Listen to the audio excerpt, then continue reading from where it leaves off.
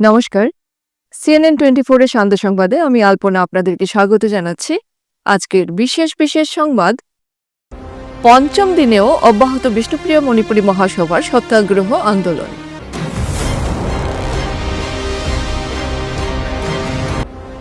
মহাশিবরাত্রি, জনসমুদ্র রূপ নিল কপিলাশ্রম শিববাড়ি।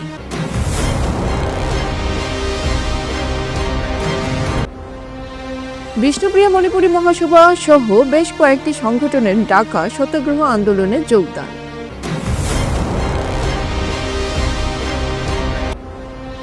নাবালক নির্যাতন মামলায় অভিযুক্ত শিক্ষক গ্রেফতার।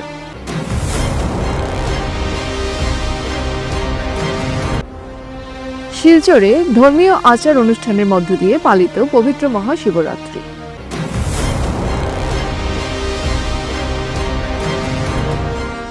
এবারে সংবাদ বিস্তারিত। পঞ্চম দিনেও অব্যাহত বিষ্ণুপ্রিয়া মণিপুরী মহাসভা সহ বেশ কয়েকটি সংগঠনের সত্যাগ্রহ আন্দোলন। সোমবার সকালে এই আন্দোলনে বেশ কয়েকজনের স্বাস্থ্যের অবনতি হয়। প্রশাসনের পক্ষ থেকে অ্যাম্বুলেন্স ডেকে আনা হয়। সত্যাগ্রহ আন্দোলনের মুখ্য আহ্বায়ক তথা নিখিল বিষ্ণুপ্রিয়া মণিপুরী মহাসভার সভাপতি অনিল রাজকুমার, এক্সিকিউটিভ সাধারণ সম্পাদক গোপীদাস সিনহা বলেন, ক্যাবিনেট বৈঠকে দাবিগুলো বাস্তবায়ন করতে হবে, অসম সরকারের গেজেট নোটিফিকেশন করতে হবে, অন্যথায় বিধানসভা নির্বাচনের আগে নতুন রাজনৈতিক দল গঠন করা হবে। গোপীদাস সিনহা এদিন আরও বলেন, তাদের বারবার জেলা প্রশাসনের পক্ষ থেকে মৌখিকভাবে আশ্বাস দেওয়া হচ্ছে। গত সপ্তাহে বিষ্ণুপ্রিয়া ভাষাকে শিক্ষার প্রাথমিক স্তরে চালু করা সহ একাধিক দাবিতে শিলচরের ক্ষুদিরাম মূর্তির পাদদেশে আমরণ অনশনে বসেছিলেন নিখিল বিষ্ণুপ্রিয়া মণিপুরী মহাসভা, ছাত্র পরিষদ এবং বিষ্ণুপ্রিয়া মণিপুরী গণসংগ্রাম পরিষদের কর্মকর্তারা। তখন দুদিন অতিক্রমের পর মন্ত্রী কৌশিক রায়ের প্রতিনিধি হয়ে বিধায়ক নিহার রঞ্জন দাস সত্যাগ্রহ স্থানে উপস্থিত হন। মন্ত্রী কৌশিক রায়ের আশ্বাসে 6 ঘন্টার পর অনশন আন্দোলন সাময়িকভাবে স্থগিত করা হয়, কিন্তু তাদের প্রতিশ্রুতি অনুযায়ী দাবি পূরণ হয় না। তারা জানান, তাদের দাবি দেওয়াগুলি ক্যাবিনেট বৈঠকে এবং বিধানসভা অধিবেশনে পাশ না করা পর্যন্ত তারা সত্যাগ্রহ অব্যাহত রাখবেন। এই ব্যাপারে লিখিতভাবে তাদের জানাতে হবে বলে দাবি জানালেন তারা। আপনারা বিধানসভায় অথবা ডাইরেক্ট নোটিফিকেশন জারি করে আমাদের দাবিগুলোর মধ্যে যে কোনো একটা দাবি নোটিফিকেশন করলে আমরা তৎক্ষণাৎ আমরা উইথড্র করব, না হলে তো এখন সিচুয়েশনে কি করে এটা আলাদা জিনিস আপাতত চলতেছে। প্রশাসন বা জনপ্রতিনিধির থেকে আপনারা কোনো প্রশাসনের পক্ষ থেকে তো বারবার অনুরোধ করা হয়েছে যে এমনি ওইবনে উঠো করি, এটা তো মিনিংলেস রিকোয়েস্ট। আর রাজনৈতিক নেতা হিসাবে কংগ্রেসের নেতৃত্বগুলো খুব ভালো যোগাযোগ করতেছে, কিন্তু তারা তো করে তো আর লাভ নেই, তারা তো সরকার না, তথাপি তারা সহযোগিতা বা সমর্থন দিতেছে।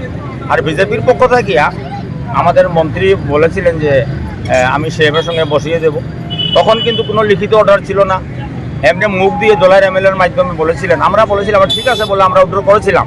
তখন আমরা 5 দিন সময় দিয়েছিলাম, ঠিক আছে আপনার কথা মতো আমরা উইথড্র করলাম, তো আমরা 5 দিন সময় দিচ্ছি, 5 দিনের ভিতরে যে কোনো একটা অফিসিয়াল করুন, কিন্তু 5 দিনের ভিতরে কোনো খবর আমরা পেলাম না। তখন বাধ্য হয়ে এটা বসেছি, এখন কিন্তু কোনো খবর নেই। মহাশিবরাত্রি উপলক্ষে জনসমুদ্র রূপ নিল বরাকের ঐতিহ্যবাহী কপিলাশ্রম শিববাড়ি। রবিবার বিকেল 4:49 থেকে সোমবার 5:36 পর্যন্ত শুভক্ষণকে ঘিরে তীব্র উন্মাদনা। রবিবার রাতভর তো বটেই, ভোরের আলো ফুটতে না ফুটতেই তীব্র ভিড় পরিলক্ষিত হয় শিববাড়িতে। একসময় এই ভিড় জনসমুদ্রের আকার নেয়। মন্দির কমিটির পক্ষ থেকে কর্মকর্তারা জানান, ভক্তদের যাতে কোনো অসুবিধা না হয় সেদিকে দৃষ্টি আছে তাদের। অঘটন এড়াতে নিরাপত্তার চাদরে মুড়ে ফেলা হয়েছে গোটা এলাকা। নিয়োজিত রয়েছে স্বেচ্ছাসেবক বাহিনীও। নদীতে অঘটন এড়াতে নিয়োজিত রয়েছে SDERF বাহিনী। তবে নিরাপত্তারক্ষী সহ কমিটির কর্মকর্তাদের সময়োপযোগী পদক্ষেপে কোনরূপ অঘটন ছাড়াই শান্তিপূর্ণভাবে সম্পন্ন হচ্ছে মহাশিব চতুর্দশী। শুধু শিববাড়ি নয়, কাটিগড়ার ঐতিহ্যবাহী তারাপীঠ কালীবাড়িতেও যথাযোগ্য মর্যাদায় শিবরাত্রি উদযাপিত হচ্ছে। রবিবার সন্ধ্যে থেকেই সেখানে ভক্তদের উপচে পড়া ভিড় লক্ষ্য করা গেল। সেটি চলছে সোমবার সন্ধ্যা অবধিও। সিদ্ধেশ্বর শিববাড়ি কপিলাশ্রম থেকে বলছি। আজকে অর্থাৎ 16 তারিখ, যদিও শিবরাত্রি আমাদের শুরু হয়েছে গতকালকে, তিথি ছিল 4:50 শুরু এবং 15 তারিখ 16 তারিখেও সেই তিথি আছে আমাদের, এবং এক নাগারে সারা রাত্রি ছিল, সকালে আছে বিকাল পর্যন্ত, বিকালে গিয়ে শেষ হবে সেই তিথি। সময় হলো গিয়ে 5:34। গতিকে আপনাদের এই চ্যানেলের মাধ্যমে আমি সর্বপ্রথমেই আপামর ভক্ত প্রাণ শহীদয় ভক্তবৃন্দকে অভিনন্দন এবং শুভেচ্ছা জানাচ্ছি আমাদের এই মন্দিরে আসার জন্য। এখন পর্যন্ত আমাদের প্রায় 50,000 লোক অর্থাৎ দর্শনার্থী প্রায় সমবেত হয়েছেন আমাদের এই মন্দিরে। অনেকে পূজা অর্চনা করেছেন, আমরাও যথাযোগ্য তাদেরকে সাহায্য করার চেষ্টা করেছি। পারস্পরিক বোঝাপড়া ও সহযোগিতার মাধ্যমে আমাদের এই শিবরাত্রি অনুষ্ঠানটি একটি যেমন ধর্মীয় মিলন মেলায় রূপান্তরিত হয়েছে। আমরা পুলিশ প্রশাসন, পানীয় জলের ব্যবস্থা, তারপর SDRF, নদীতে নামলে পরে যাতে কোনো ধরনের কোনো দুর্ঘটনা না ঘটে। যদিও আজকে পর্যন্ত আমাদের এই তিথি উপলক্ষে বিশেষ বিশেষ ধর্মীয় অনুষ্ঠান যেমন বারুণী স্নান, শিবরাত্রি, দুর্গাপূজা, কোনো সময় কোনো দুর্ঘটনা আমাদের এই মন্দিরে ঘটেনি। গতিকে আমাদের আশা, আমার পরম করুণাময় মহাদেবের কৃপায় আমরা এবারও দুর্ঘটনামুক্ত একটি পরিবেশে শান্তি সম্প্রীতি বজায় রেখে আমরা চলতে পারব। বিষ্ণুপ্রিয়া মণিপুরী মহাসভা সহ বেশ কয়েকটি সংগঠনের ডাকা সত্যাগ্রহ আন্দোলন 5 দিন অতিক্রান্ত হল, কিন্তু জেলা প্রশাসন ও সরকার পক্ষের বিশেষ ইতিবাচক সাড়া পাওয়া যায়নি। এদিন বিষ্ণুপ্রিয়া মণিপুরী সমাজের এই সত্যাগ্রহ কর্মসূচিতে বরাক উপত্যকা বঙ্গ সাহিত্য ও সংস্কৃতি সম্মেলন শিলচর আঞ্চলিক সমিতির কর্মকর্তা যোগদান করেন। এতে উপস্থিত ছিলেন সভাপতি সঞ্জীব দেব লস্কর, সম্পাদক উত্তম কুমার সাহা, শৈবাল দত্ত প্রমুখ। আমরা বলি যে আমাদের ভাষা আন্দোলন হচ্ছে একটা চলমান প্রক্রিয়া, এবং এতে শুধুমাত্র একটি জনগোষ্ঠী নয়, বিভিন্ন ভাষিক গোষ্ঠী, বাঙালি, মণিপুরি, ডিমাসা, বিষ্ণুপ্রিয়া মণিপুরি, হিন্দিভাষী সব জনগোষ্ঠীর সম্মিলিত প্রয়াসেই আমি চাইব যে আসামে প্রত্যেকটা সংখ্যালঘু জনগোষ্ঠীর মাতৃভাষার অধিকার সুরক্ষিত হোক।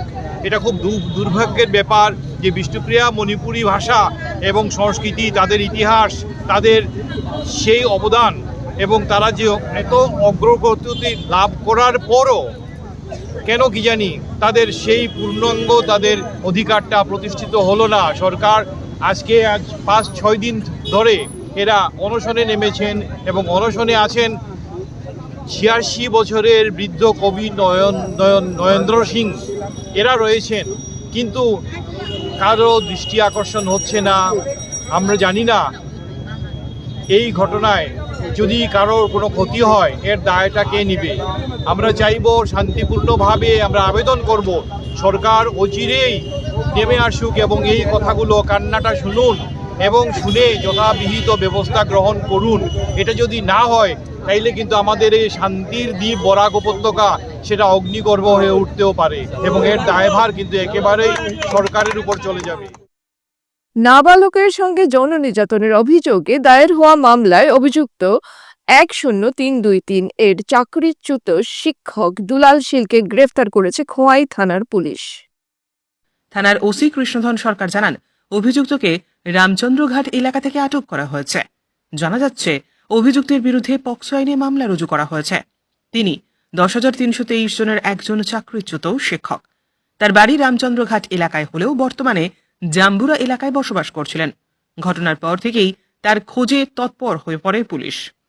এদিকে স্থানীয় বাসিন্দাদের একাংশ ঘটনার ক্ষোভ প্রকাশ করেছেন এবং আইনানুগ কঠোর শাস্তির দাবি জানিয়েছেন।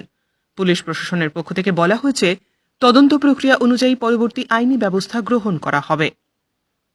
গত 13 তারিখে একটা মামলা হয়েছিল, একটা নাবালক খোয়াইরি একটা নাবালক ছেলের উপরে আর কি, সেটা হয়েছিল, একটা সেক্সুয়াল অ্যাসল্ট হয়েছিল। অ্যাকর্ডিংলি সে এতদিন পলাতক ছিল, ওই লোকটা দুলাল শীল, লোকটাকে আজকে আমরা অ্যারেস্ট করেছি। অলরেডি এর এগেইনস্টে মামলা হয়েছে, পক্সো একটা, আজকে ওকে কোর্টে ফরওয়ার্ড করা হবে। তার নাম তাকে কোন জায়গা থেকে আজকে দৌতর বাড়িতে হচ্ছে আরসি ঘাট। আসার সময় আমরা খোয়াইতে ওকে আসার সময় আমরা অ্যারেস্ট করে ফেলি। প্রতি বছর ফাল্গুন মাসের কৃষ্ণপক্ষের চতুর্দশী তিথিতে মহাশিবরাত্রি উদযাপিত হয়। সেই উপলক্ষে শিলচর শহরের প্রতিটি শিব মন্দিরকে বর্ণিল আলোকসজ্জা ও ফুল দিয়ে সুসজ্জিত করে তোলা হয়। সকাল থেকেই বিভিন্ন মন্দিরে ভক্তদের উপচে পড়া ভিড় লক্ষ্য করা গেল। শিব চতুর্দশী উপলক্ষে ভক্তরা পৌরোহিত্যদের মন্ত্রোচ্চারণের মধ্য দিয়ে ভগবান শিবের আরাধনা করলেন।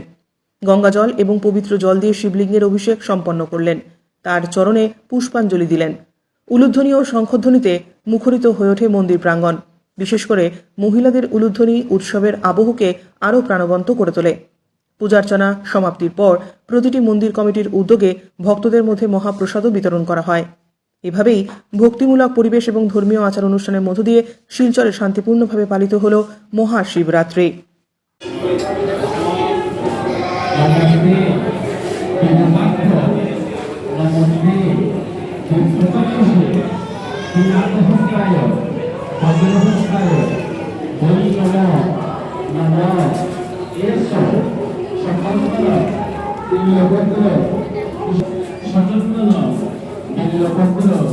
পুষ্পাঞ্জলি নমঃ শ্রী শ্রী শিবায় নমঃ শ্রী শ্রী শিবায় নমঃ।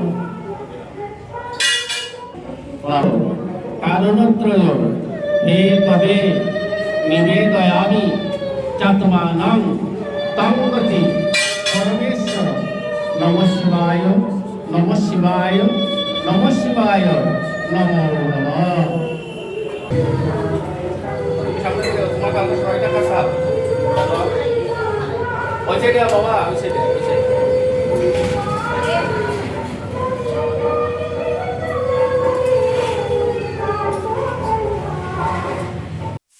আজকের বিস্তারিত সংবাদ এখানে সমাপ্ত হলো। ধন্যবাদ।